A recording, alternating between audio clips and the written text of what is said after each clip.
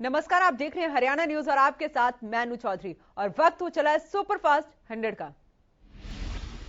Star javelin thrower Neeraj Chopra ने Tokyo Olympic में अद्भुत प्रदर्शन करते हुए इतिहास रच दिया।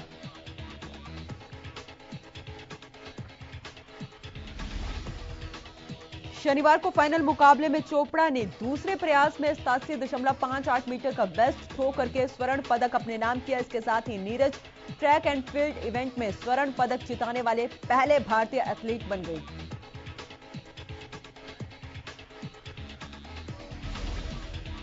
वो ओलंपिक के व्यक्तिगत स्पर्धा में स्वर्ण जीतने वाले दूसरे भारतीय खिलाड़ी बने। इससे पहले अभिनव बिंद्रा ने बीजिंग ओलंपिक के 10 मीटर एयर राइफल स्पर्धा में पीला तमगा अपने नाम किया था। नीरज चोपड़ा ने स्वर्ण पदक जीतकर फ्लाइंग सिख मिल्खा सिंह के सपने को साकार किया है। मिल्खा सिंह का यह सपना था कि कोई भारतीय ट्रैक एंड फील्ड में ओलंपिक पदक जीते। नीरज चोपड़ा ने गोल्ड मेडल दिवंगत मिल्खा सिंह को समर्पित किया। उन्होंने कहा, मुझे अपना बेस्ट देना था, लेकिन गोल्ड मेडल के बारे में मैंने नहीं सोचा था। मैं मिल्खा सिंह से मेडल के लिए साथ मिलना चाहता था।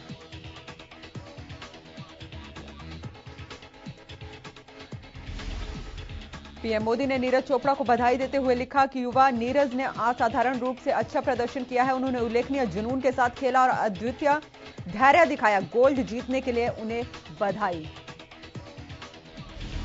राष्ट्रपति रामनाथ कोविंद ने भी नीरज चोपड़ा को जीत पर बधाई दी है। उन्होंने कहा कि नीरज चोपड़ा की ये अभूतपूर्व जीत है। आपका करतब हमारे युवाओं को प्रेरणा देगा। सीएम मनोहर लाल ने नीरज चोपड़ा को गोल्ड मेडल जीतने पर बधाई दी है। सीएम मनोहर लाल ने कहा कि हरियाणा के छोरे ने टोक्यो में लट गाड़ दिया। सीएम ने बताया कि प्रदेश सरकार नीरज चोपड़ा को 6 करोड़ रुपए, सरकारी नौकरी और एक प्लॉट देगी। साथ ही सीएम ने बताया कि टोक्यो से खिलाड़ियों के लौटने पर 13 अगस्त को सभी खिलाड़ियों का सरकार सम्मान करेगी।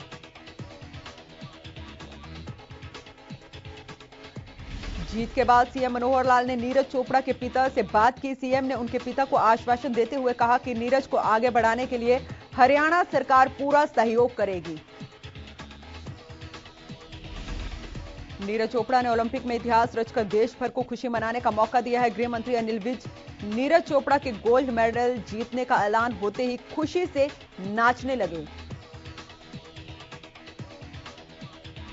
विज ने मीडिया से बातचीत में कहा कि हरियाणा सरकार देश में सबसे ज्यादा खिलाड़ियों का सम्मान करती है। साथ ही उन्होंने बताया कि नीरज चोपड़ा को सरकार 6 करोड़ रुपए, सरकारी नौकरी और प्लॉट देगी। भारतीय पहलवान बजरंग पूनिया ने पुरुषों के फ्री स्टाइल 65 किलोग्राम भार वर्ग में कजाकिस्तान के पहलवान दोलेट को कांस्य पदक के मुकाबले में 8-0 से हरा दिया। टोक्यो ओलंपिक में कुश्ती में ब्रॉन्ज मेडल जीतने के बाद बजरंग पूनिया के पिता ने अपनी खुशी जाहिर की। उन्होंने कहा, मैं खुशी बयान नहीं कर सकता, मेरे बेटे ने मेरा सपना पूरा कर दिया। केंद्रीय खेल मंत्री अनुराग ठाकुर ने भी बजरंग पूनिया का पूरा मैच देखा और जीत पर तालियां बजाकर खुशी जाहिर की। खेल मंत्री ने बजरंग पूनिया को जीत पर बधाई दी। बजरंग पूनिया ने कांस्य पदक जीतने के बाद सीएम मनोहर लाल ने उन्हें बधाई दी है। सीएम ने कहा कि कांस्य पदक के मुताबिक बजरंग पूनिया को 2.5 करोड़ रुपए सम्मान राशि और 50% डिस्काउंट के साथ प्लॉट दिया जाएगा। वहीं सीएम ने बजरंग पूनिया के गांव में इंडोर स्टेडियम बनाने की बात की घोषणा भी की है। उन्होंने कहा कि 13 अगस्त को पंचकुला के इंद्रधनुष ऑडिटोरियम में टोक्यो में शामिल खिलाड़ियों के लिए सम्मान समारोह आयोजित किया जाएगा। भारत की golfer Aditi Ashok Tokyo Olympic में मेडल जीतने से चूक गई। अदिति अशोक ने चौथे स्थान पर फिनिश किया और वो मेडल से सिर्फ एक शॉट दूर रह गई। शुक्रवार रात दूसरे स्थान पर काबिज अदिति चौथे और आखिरी दौर के बाद 3 अंडर 68 और कुल 15 अंडर 269 के स्कोर के साथ चौथे स्थान पर खिसक गई। टोक्यो ओलंपिक में शानदार प्रदर्शन करने वाली भारत की 23 साल की महिला गोल्फर अदिति अशोक को हर तरफ से तारीफ मिल रही है। हार के बाद पीएम मोदी ने गोल्फर अदिति का हौसला अफजाई की। पीएम मोदी ने ट्वीट कर लिखा कि आपने टोक्यो ओलंपिक के दौरान जबरदस्त कौशल और संकल्प दिखाया है। कम अंतर से मेडल जीतने से चूक गई, लेकिन आप किसी भी भारतीय से आगे निकल गई हैं, साथ ही आगे के लिए लौ जला दी है। राष्ट्रपति रामनाथ कोविंद ने भी अदिति को बधाई देते हुए कहा कि अदिति अशोक अच्छा खेली। भारत की एक और बेटी ने अपनी पहचान बनाई। अपने ऐतिहासिक प्रदर्शन से भारतीय गोल्फ को नई ऊंचाइयों पर पहुंचाया। धैर्य और कौशल के प्रभावशाली प्रदर्शन के लिए बधाई। America company Johnson and Johnson के सिंगल डोज वैक्सीन को भारत में इमरजेंसी इस्तेमाल की मंजूरी मिल गई है। स्वास्थ्य मंत्री मनसुख मंडाविया ने यह जानकारी दी है। ये भारत में इस्तेमाल होने वाली पहली ऐसी वैक्सीन होगी जो कोरोना के खिलाफ सिंगल डोज में ही कारगर साबित होगी। गौरतलब है कि कंपनी ने 5 अगस्त को अपनी सिंगल डोज वाली वैक्सीन के लिए आवेदन किया था। केंद्रीय स्वास्थ्य मंत्री मनसुख मंडाविया ने ट्वीट में लिखा है, भारत ने अपनी वैक्सीन बास्केट का विस्तार किया है। जॉनसन एंड जॉनसन की सिंगल डोज वाली कोविड वैक्सीन को भारत में आपातकालीन उपयोग के लिए मंजूरी दी गई है। अब भारत के पास 5 EUA टीके हैं। अगस्त में दूसरी बार कोरोना संक्रमण के मामले 40,000 से कम दर्ज हुए हैं, लेकिन मौत का आंकड़ा बड़ा है।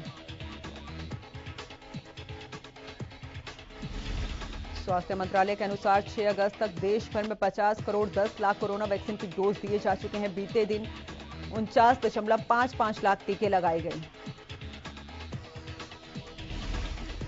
गृह और स्वास्थ्य मंत्री अनिल विज का कोरोना की तीसरी लहर को लेकर बड़ा बयान सामने आया है। विज ने कहा कि फ्रंटलाइन वर्कर वैक्सीन की दूसरी डोज लगवा लें, हम इन्हें प्रेरित भी कर रहे हैं।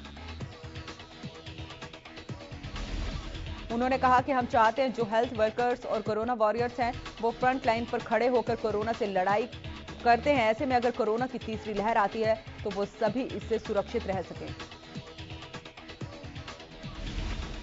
इस दौरान उन्होंने तीसरे फ्रंट को लेकर चुटकी लेते हुए कहा कि कहीं की ईंट कहीं का रोड़ा, अपोजिशन ने कुनबा जोड़ा। ये तो प्रधानमंत्रियों की एसोसिएशन है, इसमें जितने आदमी हैं सभी प्रधानमंत्री बनना चाहते हैं।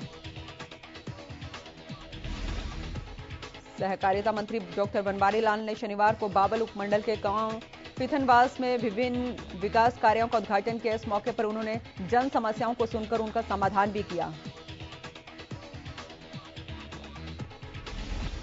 सहकारिता मंत्री बनवारी लाल ने कहा कि शहीद तिरंगा यात्रा से पार्टी का कोई लेना देना नहीं है। तिरंगा यात्रा का मकसद शहीदों का सम्मान करना है। उन्होंने कहा कि ठेकेदारी प्रथा समाप्त होने से युवाओं का शोषण रुकेगा। वहीं ओलंपिक में खेलने वाले सभी खिलाड़ियों तथा प्रशिक्षकों को बधाई देते हुए उन्होंने कहा कि जिस तरह से प्रधानमंत्री ने खिलाड़ियों का हौसला बढ़ाया है, उसी तरह से सभी को खिलाड़ियों का हौसला बढ़ाना चाहिए। इधर पलवल में केंद्रीय राज्य मंत्री कृष्णपाल गुर्जर के नेतृत्व में हथीन स्थित शहीद नायक राजेंद्र सिंह गवर्नमेंट मॉडल संस्कृति सीनियर सेकेंडरी स्कूल से लेकर विश्राम गृह तक शहीद सम्मान तिरंगा यात्रा निकाली गई। केंद्रीय राज्य मंत्री ने हाथों में तिरंगा लेकर और भारत माता का जय घोष करते हुए पैदल मार्च किया। इस मौके पर उन्होंने कहा कि देश की आजादी के 75वें साल को लेकर लोगों में उमंग और उत्साह बना हुआ है। आजादी के 75वें साल को प्रधानमंत्री मोदी और मुख्यमंत्री मनोहर लाल की सरकार ने बड़े ही हर्षोल्लास के साथ मनाने और शहीदों को समर्पित करने का फैसला किया है। आजादी के पर्व को लेकर देशभक्तों के जज्बात उमड़ रहे हैं। HSCC की ओर से शनिवार को कांस्टेबल भर्ती परीक्षा का आयोजन किया गया। ये परीक्षाएं पूरे प्रदेश में 2 दिन तक चलेंगी। 2 दिनों के 4 चरणों में परीक्षाएं होंगी। फतेहाबाद में शनिवार को पहले चरण की परीक्षा शांतिपूर्ण संपन्न हुई थी। बता दें कि परीक्षा के लिए जिला मुख्यालय पर 27 अलग अलग स्थानों पर 40 परीक्षा केंद्र बनाए गए थे, जिनमें करीब 47,900 परीक्षार्थी परीक्षाएं देंगे। कोरोना काल में आयोजित हुई इस परीक्षा के लिए शासन और प्रशासन की ओर से सख्त हिदायत दी गई थी। शनिवार को पहले ग्रुप की परीक्षा में प्रशासनिक लापरवाही से आक्रोशित छात्रों ने अग्रसेन कॉलोनी स्थित विकास हाई स्कूल के बाहर प्रदर्शन किया। छात्रों ने स्कूल में तैनात स्टाफ और प्रशासन के खिलाफ नारेबाजी की। प्रदर्शनकारियों का कहना था कि परीक्षा शुरू होने के समय के काफी देर बाद उन्हें प्रश्न पत्र दिए गए। जब तक छात्रों ने प्रश्न हल किए और टिक करने शुरू किए तो स्टाफ पर उत्तर पुस्तिका बदलने की बात कही गई।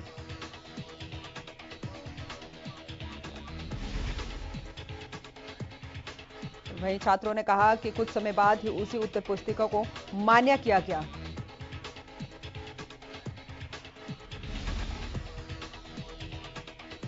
हरियाणा विद्यालय शिक्षा बोर्ड और सीबीएसई की 12वीं परीक्षा का परिणाम घोषित होते ही उच्चतर शिक्षा विभाग ने भी कमर कस ली है और अगले सेशन के लिए कॉलेज में एडमिशन के लिए तैयारी शुरू कर दी है।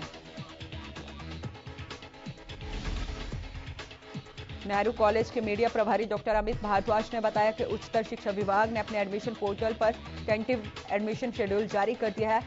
अंतिम समय में इसमें थोड़ा फेरबदल हो सकता है। इस शेड्यूल को लेकर प्रदेश के अलग अलग कॉलेजों में बीए, बीएससी, बीकॉम, बीसीए और बीबीए आदि यूजी कक्षाओं की प्रवेश प्रक्रिया 12 अगस्त से शुरू हो जाएगी।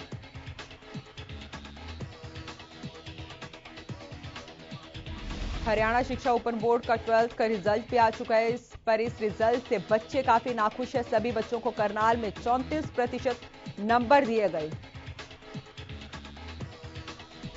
पूरे हरियाणा में करीब 35,000 से ज्यादा बच्चों का रिजल्ट आया है, जो 34% के आसपास है, जिसको लेकर बच्चों में खासी नाराजगी है, जिसको लेकर छात्रों और अभिभावकों ने करनाल के जिला सचिवालय में प्रदर्शन किया। बहादुरगढ़ में भ्रूण हत्या करने वाले डॉक्टरों के खिलाफ स्वास्थ्य विभाग ने बड़ी कार्रवाई की है। दरअसल शहर के छोटूराम नगर में स्वास्थ्य विभाग की टीम ने छापामारी की है, जहां टीम को एक क्लिनिक से गर्भपात करवाने वाले उपकरण मिले। दूसरे क्लिनिक के डॉक्टर की व्हाट्सएप चैट में अबॉर्शन करने और पैसे लेने की बात सामने आई है। बता दें कि स्वास्थ्य विभाग को चाइल्ड हेल्पलाइन नंबर पर शिकायत मिली थी। उन्हें पता था कि छोटूराम नगर के एक जच्चा बच्चा केंद्र पर किसी नाबालिग युवती का जबरदस्ती गर्भपात करवाया जा रहा है। फिलहाल स्वास्थ्य विभाग की टीम ने तीनों क्लिनिक के डॉक्टरों के खिलाफ पुलिस को शिकायत दी है। गोहाना के बुटाना गांव के ग्रामीणों ने पिछले कई दिनों से समय पर बिजली नहीं आने से परेशान होकर गोहाना जींद रोड हाईवे पर जाम लगाया, जिसके चलते जल भराव वाले गांव का दौरा करने आई पिटीशन विधानसभा की सब कमेटी के कांग्रेस विधायक और सिंचाई विभाग की टीम जाम में फंस गई। मौके पर विधायक इंदुराज नरवाल, विधायक जगबीर मलिक और गीता भुक्कल ने ग्रामीणों का समझाने की कोशिश की। साथ ही बिजली विभाग के अधिकारियों को बुलाकर जल्द ग्रामीणों की समस्याओं को दूर करने की बात कही। सोनीपत में करीब 1 घंटे की बारिश में पूरा शहर पानी पानी हो गया। सोनीपत का रेलवे अंडरब्रिज तालाब में तब्दील हो गया, जिसके चलते जान जोखिम में डालकर लोग रास्ता ढूंढते नजर आए। बारिश के चलते स्कूल बस भी खराब हो गई। इस दौरान छोटे बच्चों को दूसरी बस में शिफ्ट करते नजर आए। बारिश से पहले प्रशासन की ओर से तमाम दावे किए जाते हैं, लेकिन ये सारे दावे बारिश में धुल जाते हैं।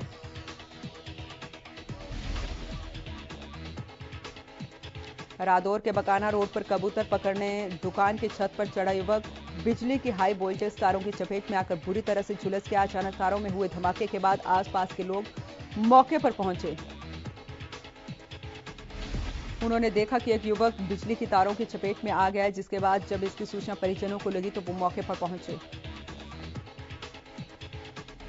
परिजनों ने गंभीर रूप से घायल युवक को यमुनानगर के सरकारी अस्पताल में उपचार के लिए लेकर पहुंचे, जहां युवक का इलाज चल रहा है।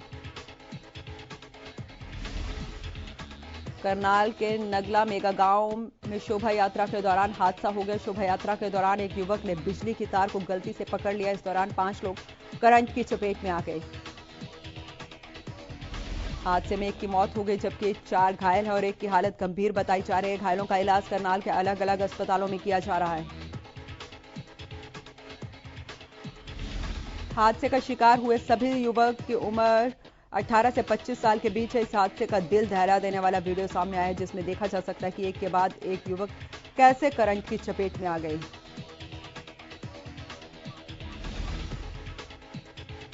बल्लभगढ़ में जीएसटी विभाग के अधिकारियों ने शनिवार को नरहावली गांव के सरपंच विनोद भाटी के बल्लभगढ़ स्थित ठिकानों पर छापेमारी की। विनोद भाटी बल्लभगढ़ सरपंच एसोसिएशन के प्रधान होने के साथ साथ प्रॉपर्टी के बड़े कारोबारी भी हैं। जीएसटी विभाग की टीम और पुलिस की टीम सुबह करीब 6 बजे सरपंच विनोद भाटी के ठिकानों पर पहुंची और टैक्स संबंधी दस्तावेजों की जांच की। पूरी कार्रवाई के दौरान पुलिस की कड़ी चौकसी रखी गई थी। कयास लगाए जा रहे हैं कि विनोद भाटी पर जीएसटी की चोरी के आरोप है, जिसके चलते ये कार्रवाई की गई। हालांकि अधिकारियों ने इसकी पुष्टि नहीं की है। हिसार में सिरसा विजिलेंस टीम ने 40,000 की रिश्वत लेते हुए 2 आरोपियों को काबू किया है। गिरफ्तार किए गए आरोपी ड्रग इंस्पेक्टर सुरेश चौधरी का ड्राइवर सुमित और चपड़ासी रामपाल है। आरोप है कि दोनों सुरेश चौधरी की ओर से भेजे गए थे। आरोपी केमिस्ट शॉप का लाइसेंस जारी करवाने के नाम पर 40,000 रुपए ले रहे थे। विजिलेंस टीम ने जिस डिजायर गाड़ी में दोनों को गिरफ्तार किया है वह किसी सुनील नाम के व्यक्ति के नाम पर रजिस्टर्ड है। बिम्बाहा गैंग के 2 गैंगस्टरों को क्राइम ब्रांच की टीम ने गिरफ्तार किया है। दरअसल 15 जून को अंबाला कैंट में एक युवक की गोली मारकर हत्या के मामले में दोनों गैंगस्टर की गिरफ्तारी हुई है। पंचकुला डीसीपी मोहित हांडा ने निर्देश के बाद कार्रवाई करते हुए क्राइम ब्रांच सेक्टर 26 की टीम ने इंचार्ज अमन कुमार की अध्यक्षता में दोनों गैंगस्टर को पिंजौर से गिरफ्तार किया है। आरोपियों के पास से एक अवैध पिस्टल और 2 जिंदा राउंड बरामद किए गए हैं। गौरतलब है कि ये दोनों गैंगस्टर पहले लॉरेंस बिश्नोई गैंग के लिए काम करते थे। साइबर पुलिस की टीम ने एक महिला और 2 नाइजीरियन ठगों को गिरफ्तार किया है। इन ठगों की गिरफ्तारी दिल्ली के बुराड़ी से की गई। ठगों ने फेसबुक पर इंग्लैंड की सोनिया वॉल्टर नाम से आईडी बनाकर हिसार के रहने वाले अश्विनी सैनी से 2019 में 18,80,000 रुपए ठगे थे। अश्विनी ने महिला से इंग्लैंड में पीएचडी करने और अपने बेटे को वहां से बीटेक करवाने की इच्छा जताई थी, तो ठगों के हाथ ठगी का मौका लग गया। उसने एम्बेसी में अपनी जान पहचान की बात कहते हुए अश्विनी को वीजा बनवाने का भरोसा भी दिया था। हिसार में गुरुवार रात को एक मकान पर चोरों ने धावा बोल दिया, जहां से चोर 50 तोले सोना, 3 किलो चांदी और 7 लाख रुपए की नकदी चुराकर फरार हो गए।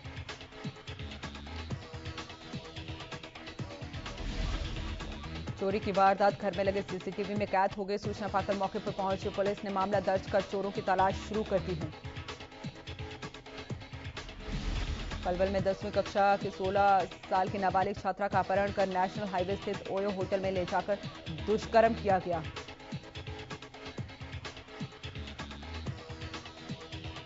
दुष्कर्म के बाद किसी को बताने पर आरोपी की ओर से छात्रा और उसके माता पिता को जान से मारने की धमकी दी गई है। शहर थाना पुलिस ने पीड़िता छात्रा को शिकायत पर आरोपी के खिलाफ मामला दर्ज कर उसे गिरफ्तार कर लिया है।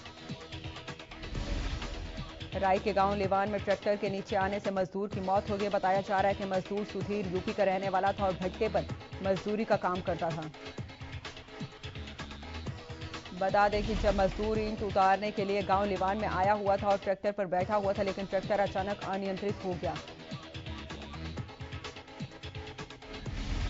जिसके कारण ट्रैक्टर के नीचे आने से मजदूर की मौत हो गई। राय थाना पुलिस ने मौके पर पहुंचकर शव को कब्जे में लेकर पोस्टमार्टम के लिए भिजवा दिया है। सिरसा में दयानंद स्कूल के संचालक रविंद्र गोदारा ने राजस्थान की नहर में छलांग लगाकर आत्महत्या कर ली है। शुक्रवार शाम को भादरा क्षेत्र के गांव झांसला भैरों के बीच स्थित सिद्धमुख ब्रांच के पास मृतक का शव मिला था। माइनर के नजदीक ही मृतक की गाड़ी भी खड़ी थी, जिससे पुलिस ने 2 पेज का सुसाइड नोट बरामद किया है। इसमें मृतक ने यूट्यूबर और 2 अन्यों को आत्महत्या का जिम्मेदार बताया है। इसके साथ ही मृतक ने आत्महत्या से पहले एक वीडियो भी बनाया है। वायरल वीडियो में रविंद्र गोदारा ने कहा है कि उसके स्कूल को बदनाम करने का षड्यंत्र रचा गया है, जिसमें 4 लोग शामिल हैं। जुलाना में चलाए गए नशे के खिलाफ विशेष अभियान के जरिए पुलिस टीम ने गुप्त सूचना के आधार पर जींद जुलाना राष्ट्रीय राजमार्ग 352 पर बने एक ढाबे में नशीले पदार्थ की तस्करी करने वाले एक शख्स को गिरफ्तार किया है। जांच अधिकारी ने बताया कि नशे की पुलिस को सूचना मिली थी कि एक शख्स अपने ढाबे में नशीले पदार्थ बेचने का काम करता है, जिसे छापेमारी करने के दौरान नशे की तस्करी करने वाले एक आरोपी को 1 किलो 150 ग्राम डोडा पोस्ता के साथ गिरफ्तार किया गया। वहीं आरोपी के खिलाफ एनडीपीएस का मामला दर्ज करके गिरफ्तार किया गया। आरोपी की पहचान गुरुद्वारा कॉलोनी निवासी अनिल के रूप में हुई है। हिसार के इंडस्ट्रियल एरिया स्थित मार्बल व्यापारी के घर चोरी हो गया। आरोपियों ने व्यापारी के घर से 50 तोले सोना, 7 लाख नकद और 2 किलो चांदी पर हाथ साफ किया है।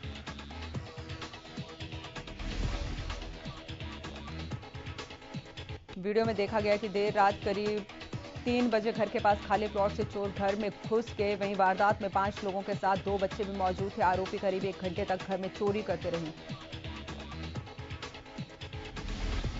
बता दें कि कुल 35 लाख रुपए की चोरी हुई है। इस चोरी की वारदात में 5 लोग शामिल थे। चोरी की वारदात कैमरे में कैद हो गई।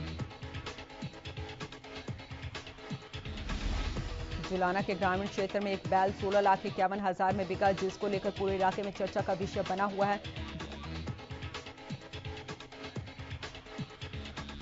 बैल के मालिक दीपक ने बताया कि अब तक प्रदेश में पंजाब में सबसे महंगा बैल 16,25,000 में बिका था। उसके बाद ही उनके बैल की कीमत 16,51,000 लगाई गई है। पंजाब से आए खरीदार ने उसे खरीद लिया है। जुलाना के किसान ने कहा कि वो अपने इस बैल की खुराक में बादाम, देसी घी, चना दाना आदि देता था, जिससे इसका बैल और अधिक मजबूत हुआ। झज्जर में बाल विकास विभाग 10 अगस्त को हरियाली तीज मनाएगा। अधिकारियों ने बताया कि कार्यक्रम में हरियाणवी संस्कृति की झलक देखने को मिलेगी।